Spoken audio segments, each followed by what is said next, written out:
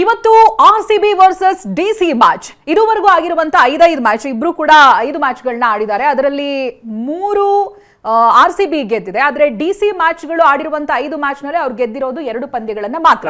So ಇವತ್ತು ಒಂಥರ high voltage ಅಂತೆಲ್ಲ ಹೇಳೋದಕ್ಕಾಗಲ್ಲ, ಒಂದೊಳ್ಳೆ ಮ್ಯಾಚ್ ಅನ್ನಂತೂ ನೋಡ್ಬೋದು ನಾವು. ಎಸ್, ಖಂಡಿತ. ಯಾಕಂದ್ರೆ ಇವತ್ತು ಸೂಪರ್ ಸ್ಯಾಟರ್ಡೆ. ಇನ್ಫ್ಯಾಕ್ಟ್ 2 ಮ್ಯಾಚಸ್ ಇದೆ. ಒಂದು RCB ಮತ್ತೆ DC ಮ್ಯಾಚ್, ಇನ್ನೊಂದು ನೆಕ್ಸ್ಟ್ CSK ಮತ್ತು SRH ಮ್ಯಾಚ್. ಅದನ್ನ ನೆಕ್ಸ್ಟ್ ಮಾತಾಡೋಣ. ನೀವು ಹೇಳಿದಾಗ RCB ವರ್ಸಸ್ DC ಲಿ ಹೈ ವೋಲ್ಟೇಜ್ ಅಂತ ಅಲ್ಲದೆ ಇದ್ರು ಕೂಡ KL ರಾಹುಲ್ ಅವರು ನಮ್ಮ ಆಪೋಸಿಟ್ ಟೀಮ್ ಅಲ್ಲಿ ಆಡ್ತಾ ಇದ್ದಾರೆ.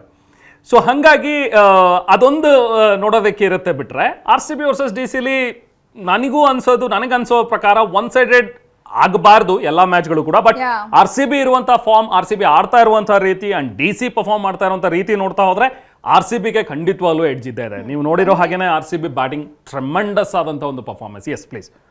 ಒಂದೇ ಒಂದು ವಿಚಾರ ಅಂತ ಹೇಳಿದ್ರೆ, ಕಳೆದ ಬಾರಿ KL ರಾಹುಲ್ ಅವರ ಸೆಲೆಬ್ರೇಷನ್ ನೋಡಿದ್ವಿ. ಆಫ್ ಕೋರ್ಸ್ ಅದನ್ನ ರೈವಲ್ರಿ ಅಂತನೋ ರಿವೆಂಜ್ ಅಂತನೋ ತಗೊಳಕ್ಕಾಗಲ್ಲ. ಎಲ್ಲ ಕನ್ನಡಿಗರಿಗೂ ಅದೊಂದು ಮನ್ಸಲ್ಲಿದೆ, KL ರಾಹುಲ್ ಅವರು RCB ಅಲ್ಲಿ ಇರ್ಬೇಕಿತ್ತು, ಆಡ್ಬೇಕಿತ್ತು ಅನ್ನೋದಾಗಿ. ಬಟ್ ಆ ಸೆಲೆಬ್ರೇಷನ್ಗೆ ಏನಾದ್ರೂ ಕೌಂಟರ್ ಸಿಗಬಹುದಾ ಇವತ್ತಿನ ಮ್ಯಾಚ್ ನಲ್ಲಿ, ಅದನ್ನ ನೋಡ್ಬೇಕಿದೆ.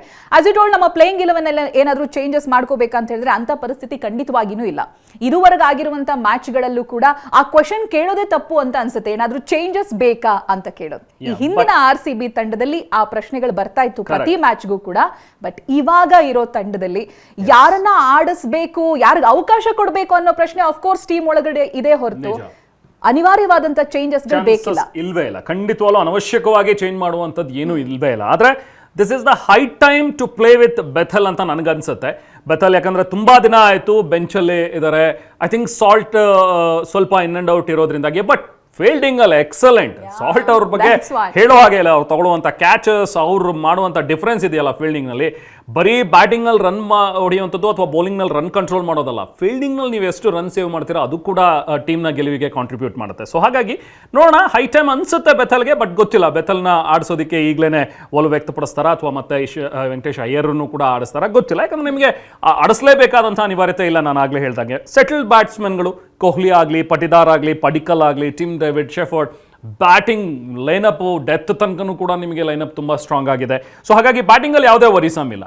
ಬೌಲಿಂಗ್ ಅಲ್ಲಿ ಒಂದು ವೀಕ್ ಲಿಂಕ್ ಅಂತ ನಾವೇನ್ ಮಾತಾಡ್ತಾ ಇದ್ವಿ ಪ್ರತಿ ಸತಿ ಅಭಿನಂದನ್ ಅವರ ಜಾಗದಲ್ಲಿ, ಬಟ್ ಅದನ್ನು ಕೂಡ ಈಗಾಗಲೇ ಕಂಡುಕೊಂಡಿದ್ದಾರೆ.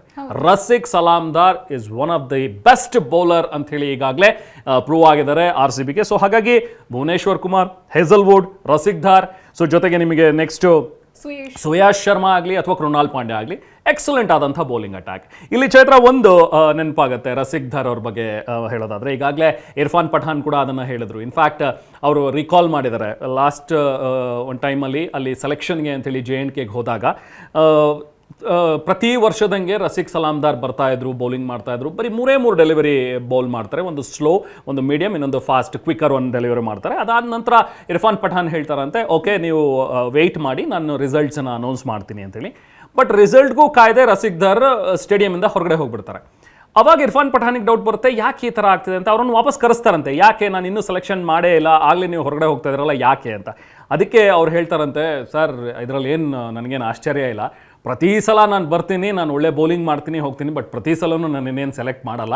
ಸೊ ಈ ಸತಿನೂ ನಾನೇನು ಸೆಲೆಕ್ಟ್ ಆಗಲ್ಲ ಅಂತ ನನಗೆ ಅನ್ನಿಸ್ತು, ನಾನು ಅದಕ್ಕೆ ಹೋದೆ ಅಂತೇಳಿ.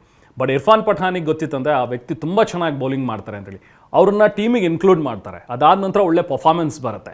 ಸೊ ಅದಾದ ನಂತರ ಅವ್ರನ್ನ ಮುಂಬೈ ಇಂಡಿಯನ್ಸಿಗೆ ಸೆಲೆಕ್ಷನ್ ಮಾಡ್ತಾರೆ IPLನಲ್ಲಿ. ಸೊ IPLನಲ್ಲಿ 2019 ಬಹುಶಃ. ಸೊ ಆ ಟೈಮ್ನಲ್ಲಿ ಮತ್ತೆ ಅವ್ರದ್ದು ಬರ್ತ್ ಸರ್ಟಿಫಿಕೇಟ್ನ ಯಾವುದೋ ಒಂದು ಡಿಸ್ಕ್ರಿಪೆನ್ಸಿ, ಅದ್ರ ಬಗ್ಗೆ ಏನೋ ಒಂದು ಸಮಸ್ಯೆ ಆಗುತ್ತೆ. 2 ವರ್ಷ ಬ್ಯಾನ್ ಮಾಡ್ತಾರೆ ರಸಿಕ್ ಧಾರ್ನ. ಅಂಥ ಒಳ್ಳೆ ಪ್ಲೇಯರು, ಬಿಕಾಸ್ ಆಫ್ ಒಂದು ಸ್ಮಾಲ್ ಅದೇನೋ ಬರ್ತ್ ಸರ್ಟಿಫಿಕೇಟ್ 17 ವರ್ಷ ಸಮಥಿಂಗ್ ಏನೋ ಇರ್ತಾರೆ. ಯಂಗೆಸ್ಟ್ ಪ್ಲೇಯರ್ ಮುಂಬೈ ಇಂಡಿಯನ್ಸಿಗೆ ಅವಾಗ ಆಡೋದು.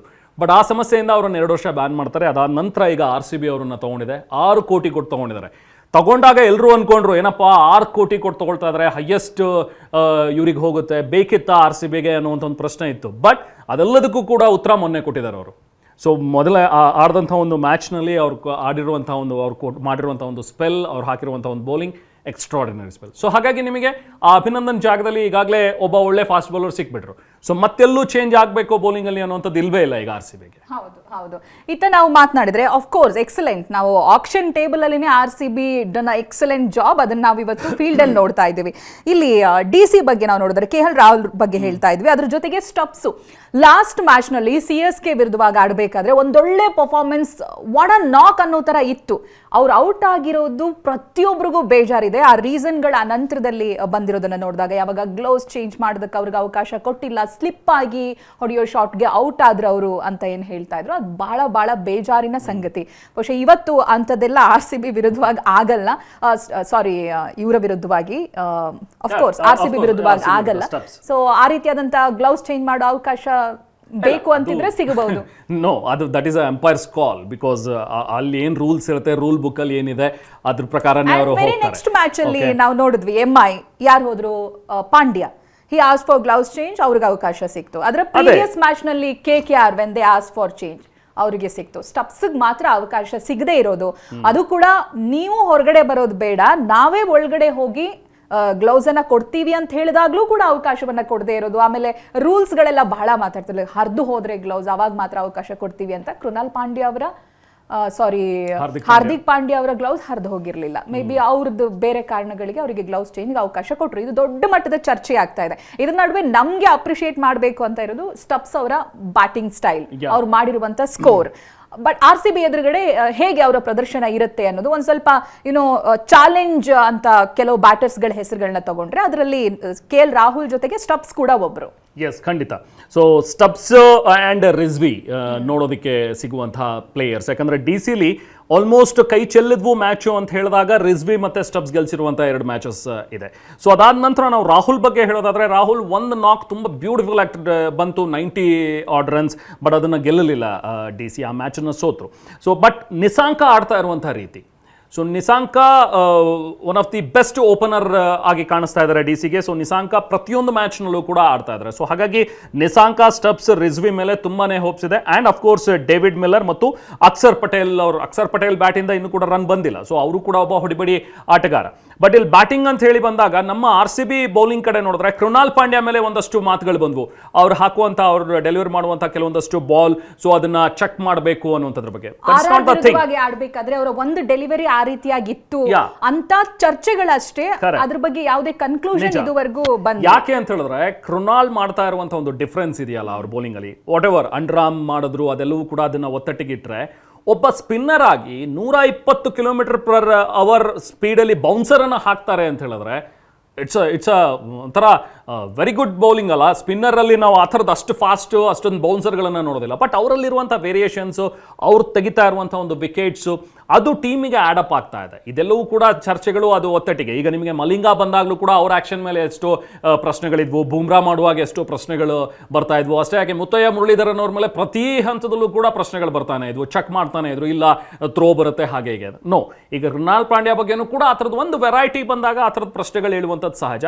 ಅದ ನಂತರ ದಿನಗಳಲ್ಲಿ ಅದೂ ಕೂಡ ಎಲ್ಲವೂ ಕೂಡ ಕ್ಲಿಯರ್ ಆಗ್ತಾ ಹೋಗುತ್ತೆ. ಇನ್ನು coming to DC bowling attack, ಒಂದು ಡಿಸೆಂಟ್ ಬೌಲಿಂಗ್ ಅಟ್ಯಾಕ್ ಇದೆ DC-ಲಿ, ಇಲ್ಲ ಅಂತಲ್ಲ. ನಿಮಗೆ ಮುಖೇಶ್ ಕುಮಾರ್ ಅವರ ಬೌಲಿಂಗ್ ಆಗಲಿ, ಅಥವಾ ಲುಂಗಿ ಅಂಗಡಿ ಅಂತ ವರ್ಲ್ಡ್ ಕ್ಲಾಸ್ ಒಬ್ಬ ಬೌಲರ್, ಅಥವಾ ಆಕಿಬ್ ನಬಿ ಇದ್ದಾರೆ, T ನಟರಾಜನ್ ಇದ್ದಾರೆ, ಕುಲ್ದೀಪ್ ಯಾದವ್ ಅಂತ ಒಬ್ಬ ಸೂಪರ್ಬ್ ಸ್ಪಿನ್ನರ್. ಆದರೆ ಅವರಿಂದ ಆ ಸ್ಪೆಲ್ಗಳು ಹೆಚ್ಚಾಗಿ ನಾವು ನೋಡ್ತಲ್ಲ, ಅಥವಾ ಅಕ್ಷರ್ ಪಟೇಲ್ ಅಂತ ಒಬ್ಬ ವರ್ಲ್ಡ್ ಕ್ಲಾಸ್ ಸ್ಪಿನ್ನರ್, ಅವರಿಂದ ಒಂದು ಒಳ್ಳೆ ಸ್ಪೆಲ್ಗಳು. ಸೊ ಇದು DC-ಗೆ ಸ್ವಲ್ಪ ವರಿ ಆಗ್ತಾ ಇರುವಂಥದ್ದು. ಕೆಲವು ಫ್ರಾಂಚೈಸಿಗಳನ್ನ ನೋಡಿದ್ರೆ, ಆಸ್ ಯು ಟೋಲ್ಡ್, ಇವಾಗ ಯಾರು ಇಂಡಿಯನ್ ಟೀಮಲ್ಲಿ ತುಂಬಾ ಫೇಮಸ್ ಅಥವಾ ವರ್ಲ್ಡ್ ಕ್ಲಾಸ್ ಅಂತ ಗುರುತಿಸ್ಕೊಂಡಿರ್ತಾರೋ ಅವರಿಗೆ ವಿಕೆಟ್ಗಳು ಬೀಳದೇ ಇರುವಂತ ಉದಾಹರಣೆ ಬೂಮ್ರಾ. ರನ್ ಕಂಟ್ರೋಲ್ ಆಗ್ತಾ ಇಲ್ಲ. ಬೂಮ್ರಾ ಅವರು ಕೂಡ 40 ರನ್ ಕೊಟ್ಟಿದ್ದಾರೆ, 20 ರನ್ ಕೊಟ್ಟಿದ್ದಾರೆ ಹೊರತು ಇದುವರೆಗೂ ಎಷ್ಟು ದಿನಗಳಾಗಿದೆ, ಎಷ್ಟು ಮ್ಯಾಚಸ್ಗಳಾಗಿದೆ ನಾವು ಗಮನಿಸ್ತಾ ಇದ್ವಿ, ಇಷ್ಟು ಮ್ಯಾಚಸ್ಗಳಲ್ಲೂ ಬೂಮ್ರಾ ಅವರ ಬೌಲಿಂಗ್ಗೆ ವಿಕೆಟ್ಗಳು ಬಿದ್ದಿಲ್ಲ. ಹಾಗಂತ ಅವ್ರನ್ನ ಜಡ್ಜ್ ಮಾಡೋದಕ್ಕಾಗಲ್ಲ. There is something.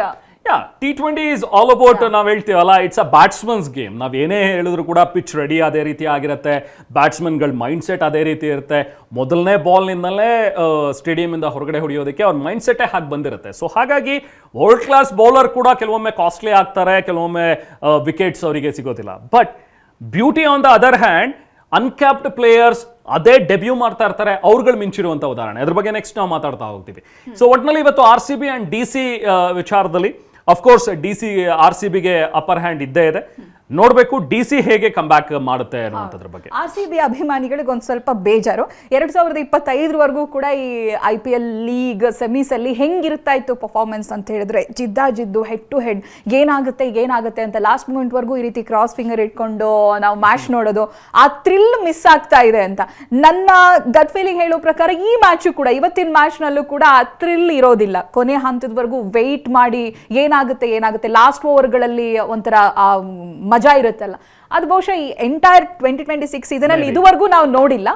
DC ಮೇಲೂ ಕೂಡ ನೋಡೋದಕ್ಕೆ ಸಿಗಲ್ಲ ಅನ್ಸುತ್ತೆ. ಬಟ್ ಒಂದೇ ಒಂದು ಹೋಪ್ ಏನಂದ್ರೆ ಒನ್ ಸೈಡೆಡ್ ಆಗೋದು ಬೇಡ ಅನ್ನೋ ಒಂದು ಒಳ್ಳೆ ಮ್ಯಾಚ್ ಅಂತೂ ಸಿಗಲಿ. ಇದುವರೆಗೂ RCB ಮ್ಯಾಚ್ಗಳು ಒಂದು ಸೋತಿರೋದು ಬಿಟ್ರೆ ಗೆದ್ದಿರೋ ಎಲ್ಲಾ ಮ್ಯಾಚ್ಗಳು ಆಲ್ಮೋಸ್ಟ್ ಒನ್ ಸೈಡೆಡ್ ಇತ್ತು.